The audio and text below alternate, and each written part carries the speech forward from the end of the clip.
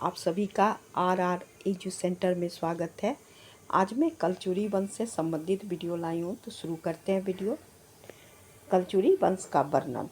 सबसे प्राचीन ज्ञात कलचुरी परिवार लगभग 550 से 620 ईस्वी तक उत्तर महाराष्ट्र, गुजरात, मालवा और पश्चिम दक्कन के कुछ हिस्सों में शासन करते थे। संभवतः इनकी राजधानी नर्मदा नदी घाटी स्थित महिष्मती थी। इस परिवार के 3 सदस्य कृष्णाराज, शंकरगण और बुद्धराज के बारे में शिलालेख और सिक्कों से जानकारी मिलती है। बादामी के चालुक्य के उदय ने 7वीं शताब्दी के प्रारंभ में कलचुरी सत्ता का अंत कर दिया। फिर भी यह राजवंश मालवा क्षेत्र में काफ़ी समय तक कायम रहे। एक और कलचुरी राजवंश 1156 से 1181 तक दक्कन में सत्ता पे रहे थे। इस परिवार का उद्गम मध्य प्रदेश के कलंजारा और दहला को जीतने वाले कृष्ण खेतवारा ने स्थापित किए थे। कर्नाटक में इसकी सत्ता स्थापित हुई थी। बिज्जला, जो मूल रूप से कल्याणी चालुक्य के अधीन बनवासी, नोलाम्बापरी और तारेदवदी में सामंत थे। इन्होंने चालुक्य तेलप तृतीय से सत्ता छीने थे और बिज्जला के पुत्र सोमेश्वर और संकम्मा के शासनकाल के दौरान कलचुरी ने कर्नाटक में सत्ता संभाली। लेकिन 1181 के बाद बिज्जला के 2 अन्य पुत्र आहामल्ला और सिंहना ने धीरे धीरे चालुक्य को सत्ता वापस सौंप दी।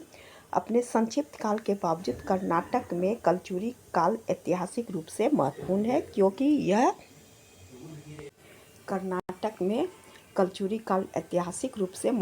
क्योंकि यह लिंगायत और वीरशैव हिंदू संप्रदाय के उदय के साथ इनका संबंध था। मध्य भारत के कलचुरी। सुविख्यात भारतीय इतिहास में कलचुरी परिवार ने मध्य भारत में शासन किए थे, जिसका केंद्र प्राचीन शहर त्रिपुरा था। इसकी राजधानी त्रिपुरा थी। उत्पत्ति लगभग 8वीं शताब्दी के आरंभ में मानी जाती है, लेकिन इसके प्रारंभिक इतिहास के बारे में बहुत कम जानकारी है। शक्तिशाली राजवंशों के साथ इन्होंने वैवाहिक संबंध स्थापित किए थे।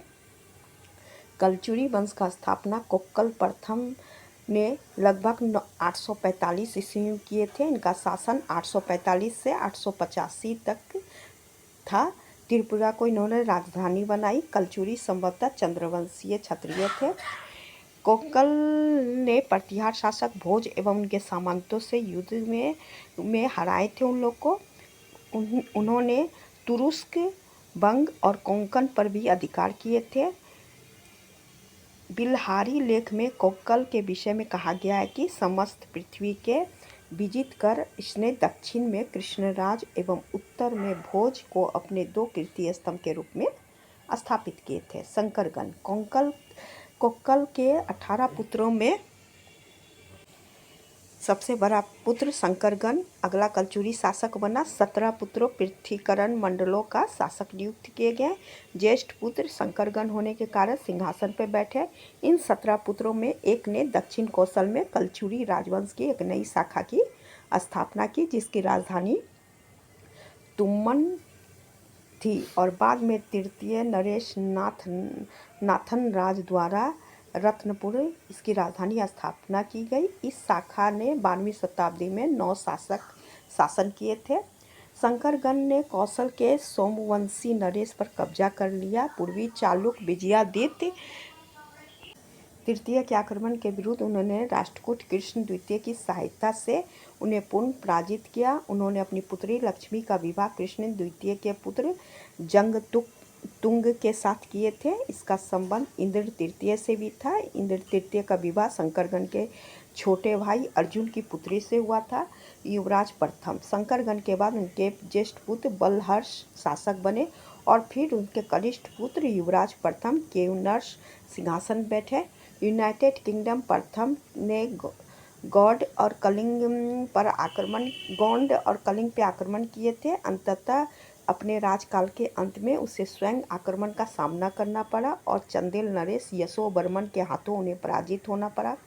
राष्ट्रकूट नरेश कृष्ण तृतीय कलचुरी साम्राज्य के दोहित्र थे। स्वयं उनकी पत्नी कलचुरी वंश की थी। उन्होंने अपने पिता के शासनकाल में एक बार कालिंजर पर आक्रमण किया था।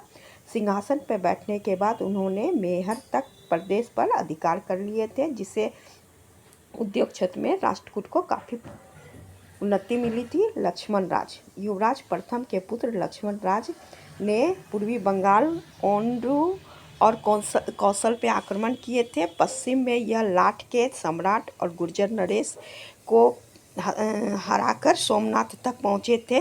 उनके कश्मीर और पांडे का विजय का उल्लेख वर्णन मिलता है। उन्होंने अपनी पुत्री बोंथा देवी का विवाह चालुक्य नरेश विक्रमादित्य चतुर्थ के पुत्र तेलव द्वितीय से किए थे। कोक्कल द्वितीय लक्ष्मण राज के दो पुत्र शंकरगण और यूनाइटेड किंगडम द्वितीय दोनों कमजोर शासक थे। यूनाइटेड किंगडम के समय ताज द्वितीय ने भी चेदिन देश पर आक्रमण किया था। यूनाइटेड किंगडम की कायरता के कारण मुंज परमार ने कुछ समय के लिए त्रिपुरी पर अधिकार कर लिया, जिसके कारण राज के प्रमुख ने यूनाइटेड किंगडम द्वितीय को शासक पद से हटाकर उसके पुत्र कोक्कल द्वितीय को सिंहासन पर बैठाए। कोक्कल के समय कलचुरी लोगों ने अपनी प्रतिष्ठा फिर से प्राप्त की, गुर्जर देश के शासक को परास्त किया और कुंतल नरेश को भी पर विजय प्राप्त किया। उन्होंने गोंड पर भी आक्रमण किए। लक्ष्मीकर्ण गंगई देव का पुत्र लक्ष्मीकर्ण या कर्ण कलचुरी वंश के सबसे शक्तिशाली शासक थे। उनके प्राचीन भारतीय इतिहास का महान अभिलेख भी मिलता है, जिसमें प्रयाग पर अधिकार करने का वर्णन है। विजय प्राप्त करते हुए वह कीर देश तक पहुंच गए थे। इसने पाल राज को 2 बार आक्रमण करके किए थे और पाल राज अंत में संधि किए, जिसमें विग्रहपाल तृतीय के साथ लक्ष्मीकर्ण अपनी पुत्री यौवनश्री का विवाह किए। राधानगर पे इन्होंने कुछ समय के लिए अधिकार किए थे। अंत में बांग ने हराया था। इन्होंने बांग के शासक जाट बर्मन के साथ संधि किए और उनकी बेटी वीरश्री से इन्होंने विवाह किया। इन्होंने ओंडू और कलिंग पर भी विजय प्राप्त की, कांची पर भी आक्रमण किए, पल्लव, कुंग, मुरल और पांड्य लोगों को भी पराजित किए। कुंतल नरेश भी उनके हाथों पराजित हुए। भीम प्रथम चालुक्य के साथ मिलकर इन्होंने भोज परमार पर विजय प्राप्त की। चालुक्य के सहयोग के कारण उन्हें विजय प्रदेश पर अधिकार प्राप्त हुआ। बाद में भीम ने कलचुरी राज्य में कलह उत्पन्न होने पर कमजोरी का फायदा उठाकर दहल पे आक्रमण करके कर्ण को पराजित किए। यशकर्ण 1072 में वृद्धावस्था में लक्ष्मीकर्ण ने अपने पुत्र यशकर्ण को सिंहासन पर बैठाया। यशकर्ण अपने शासनकाल के अंतिम दिन में जैसलमेर और आंध्र प्रदेश पर आक्रमण किए, जिसमें यशकर्ण के पुत्र जयसिंह को चालुक्य लक्ष्मणदेव परमार और संलक्षण बर्मन चंदेल आक्रमण का सामना करना पड़ा, जिसके कारण कलचुरी शक्तिहीन हो गई थी। राजसिंह के पुत्र विजय सिंह का दहल पर 1211 ईस्वी तक अधिकार रहा। 1212 में त्रिलोक्य बर्मन ने चंदेल प्रदेश जीता। इसके बाद इस राजवंश ने कुछ उपलब्धि नहीं किए। कर्ण, यशकर्ण और जयसिंह कलचुरी सम्राट ने अश्वपति, गजपति, नरपति, राजत्रयाधिपति का उपाधि धारण किए थे। कलचुरी शासक शैव धर्मी अनुयायी थे, कला प्रेमी थे, अनेक मंदिर का निर्माण करवाए थे, जैसे अमरकंटक मंदिर। इनके काल में साहित्य विद्वान को भी प्रोत्साहन मिला था। 12वीं-13वीं शताब्दी के से धीरे धीरे इनका पतन के बाद इनका क्षेत्र चंदेलों ने हासिल कर लिया। बाद में दिल्ली सल्तनत के अधीन कलचुरी वंश हो गए थे। मेरा आज का वीडियो यहीं तक था। Thank you.